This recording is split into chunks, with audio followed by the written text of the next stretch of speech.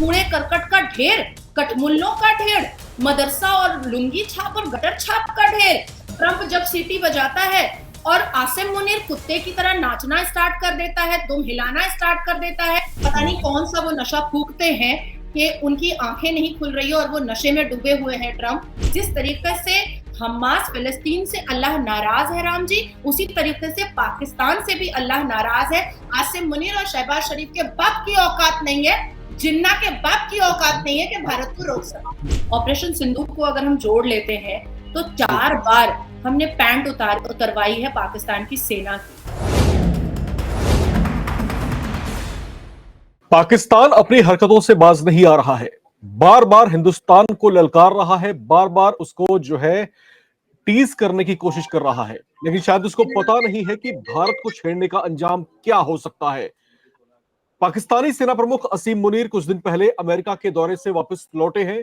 America की धरती पर खड़े होकर के उन्होंने भारत को परमाणु हमले की धमकी दी थी। भारत ने उसे बेहद गंभीर और बेहद सीरियस नोट पर लिया है।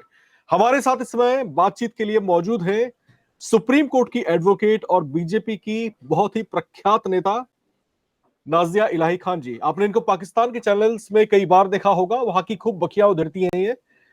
स्वागत है आपका। हर हर महादेव, वंदे मातरम, भारत माता की जय जी। यहां पर नाजिया जी, भारत को जो है धमकियां दी गई थी पाकिस्तान अमेरिका की धरती पर खड़े होकर के कि हम आप पर जो है परमाणु हमला करने से भी जो है गुरेज नहीं करेंगे। असीम मुनीर जो है अमेरिका गया, अमेरिका की धरती पर खड़ा होकर के हिंदुस्तान को धमकी देता है। भारत ने इसको बेहद गंभीरता से लिया है, अमेरिका से जवाब तलब किया है कि आप हमें जवाब दीजिए कि आपकी धरती से हमें इतना गंभीर जो है धमकी दी गई, आपकी जवाबदेही बनती है। क्या कहेंगे आप इस पर? राम जी, मैं आपको और आपके व्यूअर्स को भी ये बताना चाहती हूँ कि आसिम मुनीर ने बहुत बहुत ही बेवकूफाना हरकत की है और मुझे लगता है कि ये दुनिया में पहली बार हुआ है कि किसी और राज्य का, किसी और देश का एक व्यक्ति उठ करके किसी और देश में जा करके किसी और देश को धमकियां परोस रहा है। ये पहली बार हुआ है। मुझे लगता है कि ट्रंप सारे कानून को और सारे बायलैटरल रिलेशन को और ट्रीटी के रिलेशन को और सारे लीगल प्रोसेस को और जो बायलैटरल रिलेशन में जो प्रोसेस होता है, जो लीगल क्लाउजेस होते हैं, वो सब कुछ वो भूल चुके हैं। मुझे ऐसा लगता है कि इमीडिएट जो अमेरिका की स्पोक पर्सन है और ट्रंप के सरकार में, उनके गवर्नमेंट में जो स्पोक पर्सन है, आसिम मुनीर को इमीडिएट अरेस्ट करना चाहिए।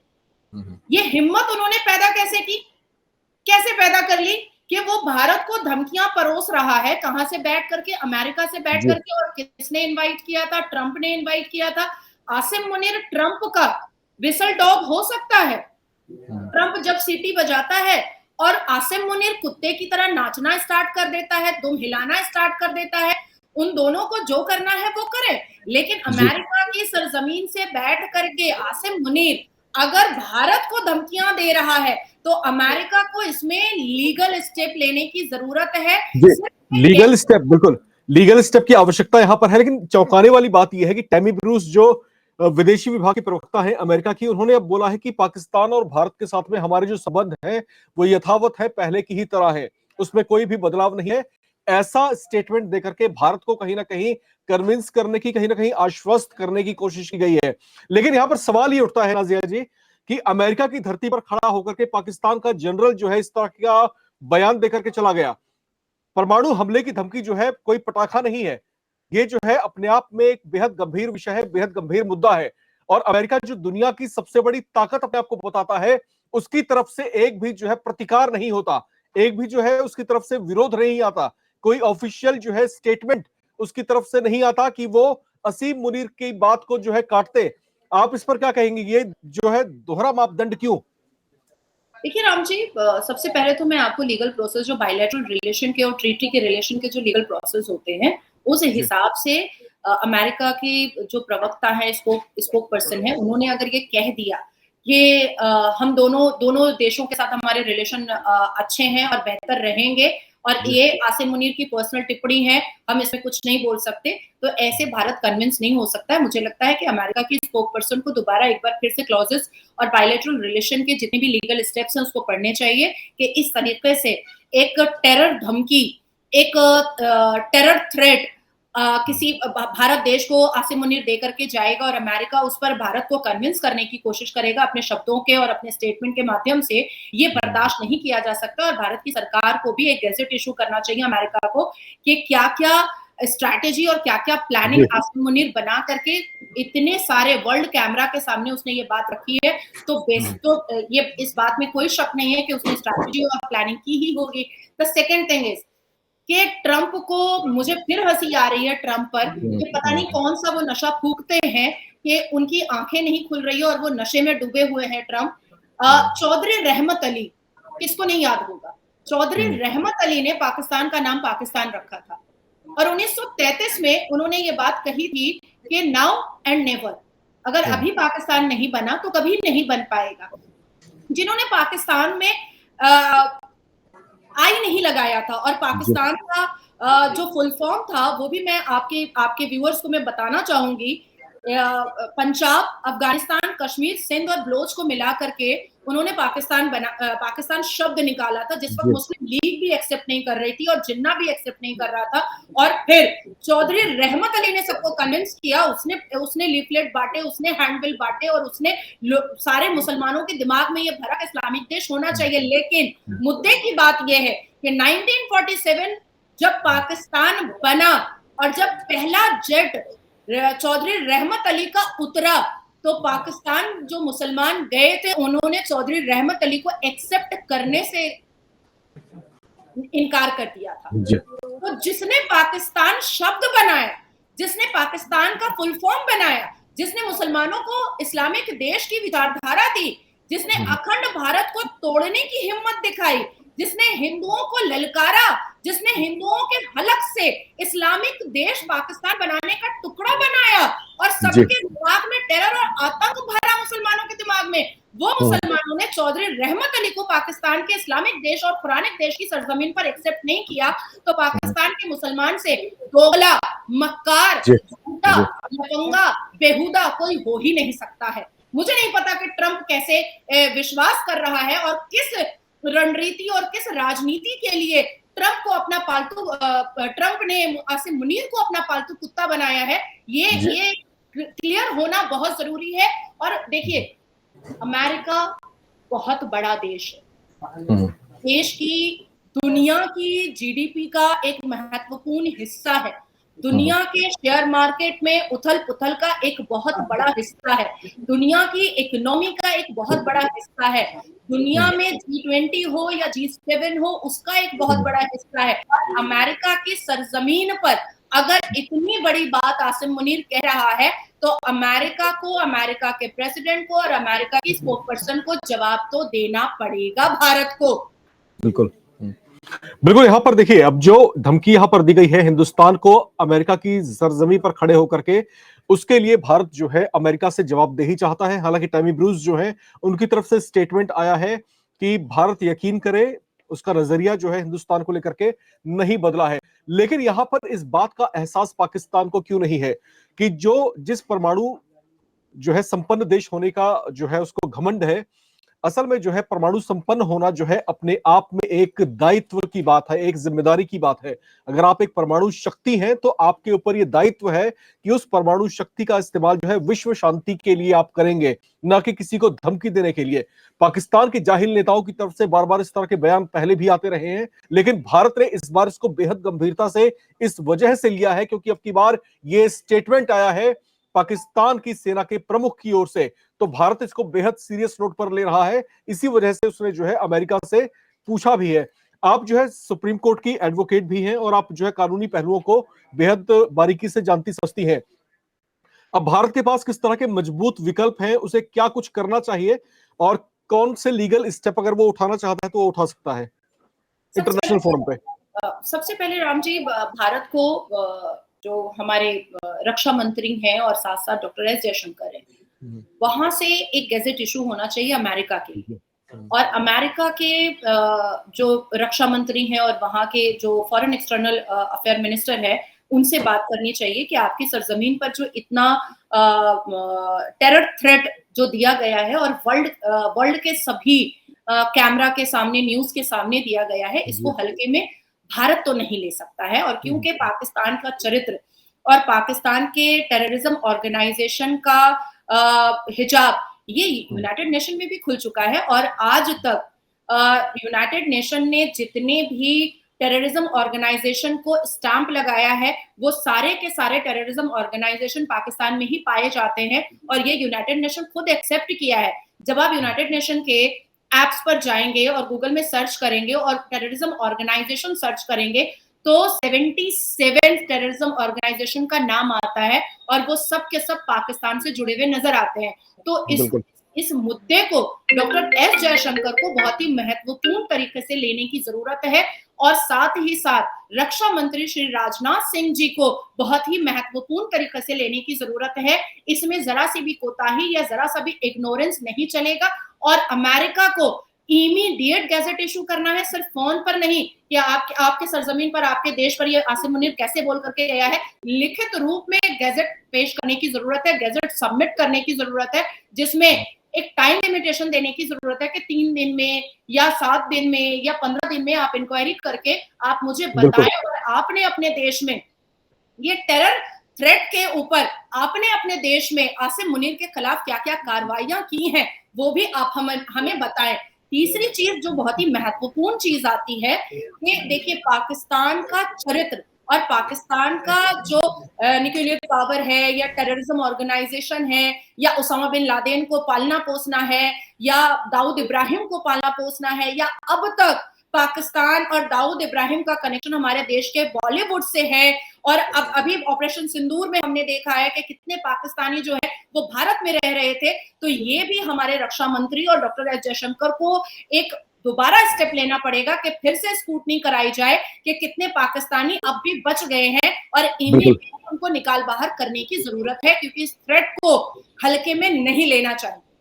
बिल्कुल, और जिस तरीके से भारत पर दबाव बनाने की भी कोशिशें चौतरफा की जा रही हैं, और खासतौर से अमेरिका की तरफ से, और अमेरिका में जाकर के जिस तरीके से आसिम मुनीर ने भारत को थ्रेट दिया, परमाणु हमले की धमकी दी, उसको जो है हिंदुस्तान इस समय बेहद गंभीरता से ले रहा है। शहबाज शरीफ की तरफ से भी एक स्टेटमेंट आया था कि उन्होंने साफ तौर से कहा है कि अगर हिंदुस्तान ने दोबारा से ऑपरेशन सिंदूर या उसके जैसे किसी भी जो है ऑपरेशन को अंजाम देने की कोशिश की तो मान करके चलिए हम आपको वो सबक सिखाएंगे जो आने वाली पुश्तें भी याद रखेंगी। ये उनके वर्डिंग्स हैं। उनकी भी लब्बो-लुआब जो है बातों का यही था कि कहीं ना कहीं वो भी जो है न्यूक्लियर थ्रेट हिंदुस्तान को देने की कोशिश कर रहे थे। हालांकि उन्होंने इस शब्द का इस्तेमाल नहीं किया। यहां पर जो है भारत जो है, क्योंकि भारत की अपनी रणनीतियां हैं, भारत जो है सोच समझ करके फैसले लेता है, और जो स्टेटमेंट्स होते हैं हिंदुस्तान के वो बेहद सोच समझ के रणनीति के तहत होते हैं।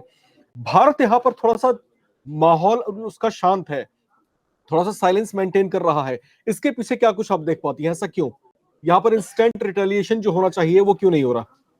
देखिए, मुझे ऐसा लगता है कि जिस तरीके से पिछले 2 साल में एक अज्ञात हमलावर ने पाकिस्तान में घुस करके अनकाउंटेबल टेररिस्ट को छाती पे और माथे पर गोली मारी है, इससे ये साफ जाहिर होता है कि पाकिस्तान कितना फट्टू है और कितना नापुंसक है। और एक बार नहीं, ऑपरेशन सिंदूर को अगर हम जोड़ लेते हैं तो 4 बार हमने पैंट उतरवाई है पाकिस्तान की सेना की। हमने सुसु करवाया है पैंट में पाकिस्तान की सेना को।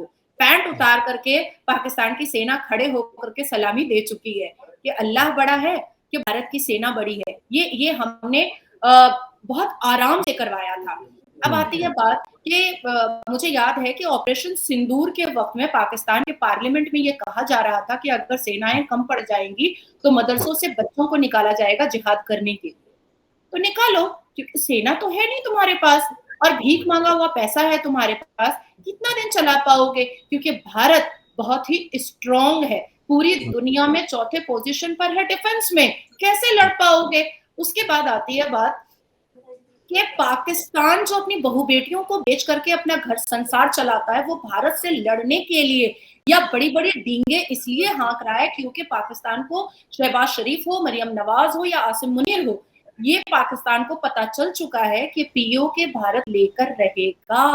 और जिस हिसाब से बलोच और पीओके के अलग होने की बात और अलग होने का कंफर्मेशन जैसे ही आसिम मुनीर को मिला है, वैसे ही आसिम मुनीर के तलवे के नीचे से जमीन खिसकती हुई नजर आ रही है कि अगर बलोच और पीओके एक साथ हट जाता है तो फिर पाकिस्तान बचता ही क्या है, बचता ही क्या है? कूड़े करकट का ढेर, कठमुल्लों का ढेर, मदरसा और लुंगी छाप और गटर छाप का ढेर।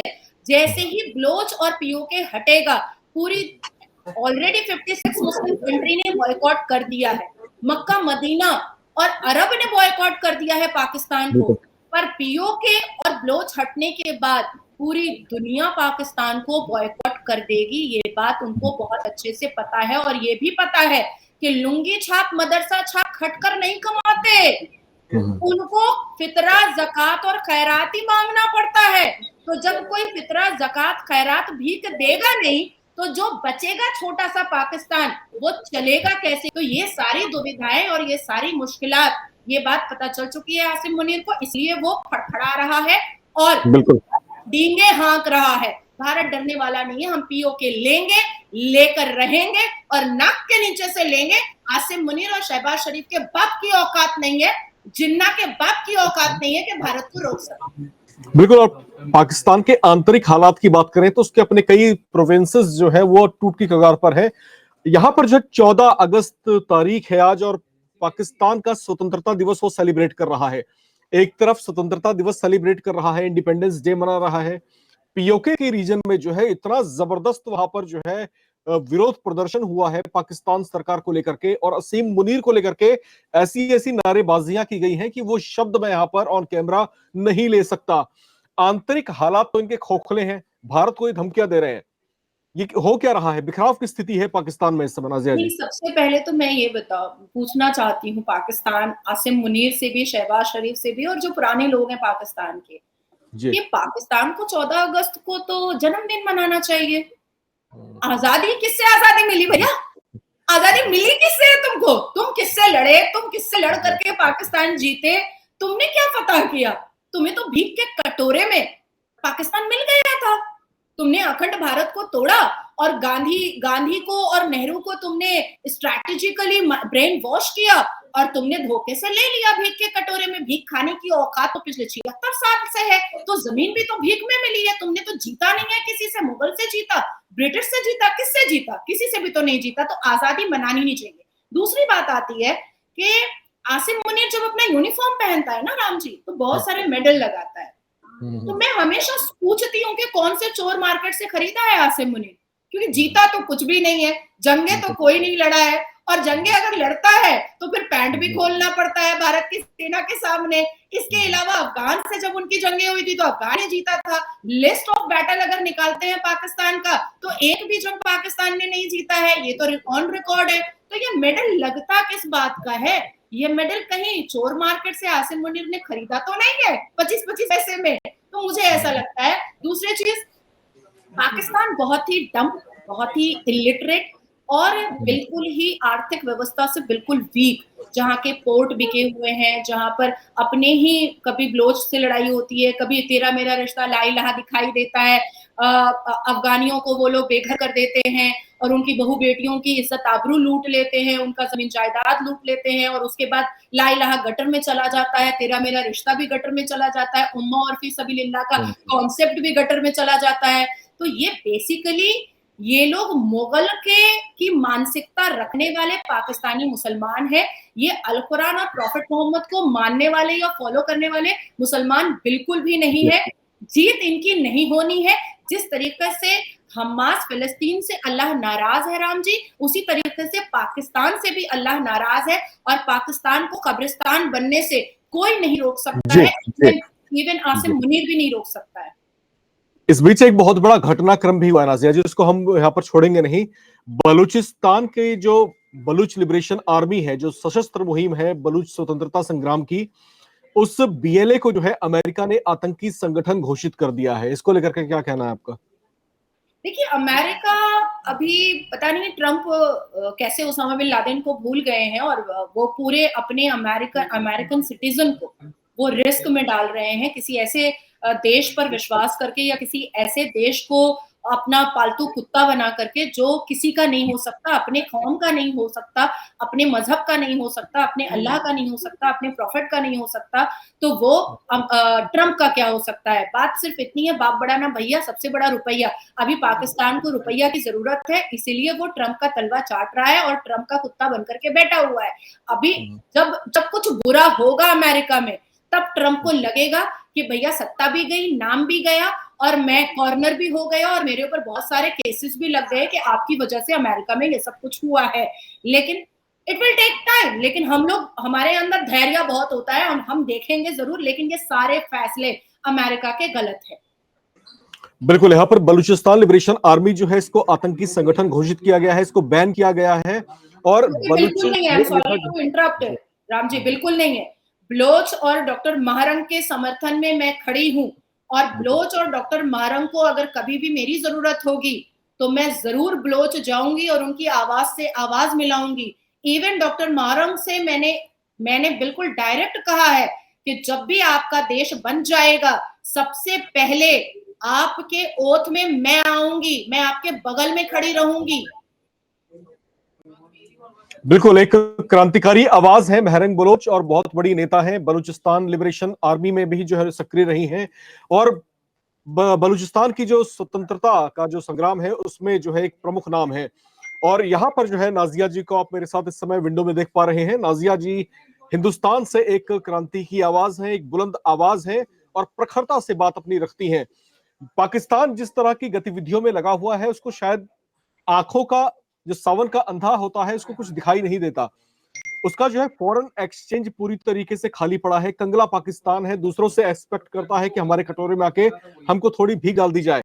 उसके अलावा बिखराव की स्थिति ऐसी है, उसका आंतरिक संकट ऐसा है कि सिंध प्रांत जो है स्वतंत्रता के लिए लड़ रहा है, बलूचिस्तान अलग होने के लिए संघर्ष कर रहा है, उधर पीओके में जबरदस्त जो है संघर्ष चल रहा है। तो ये जो है बिखराव की ऐसी स्थितियां, लुटा पिटा पाकिस्तान भारत को जब धमकी देता है कि हम आपके ऊपर न्यूक्लियर अटैक कर देंगे, तो यहां पर हमको जो है हंसी आती है, एक बड़ा जोक लगता है।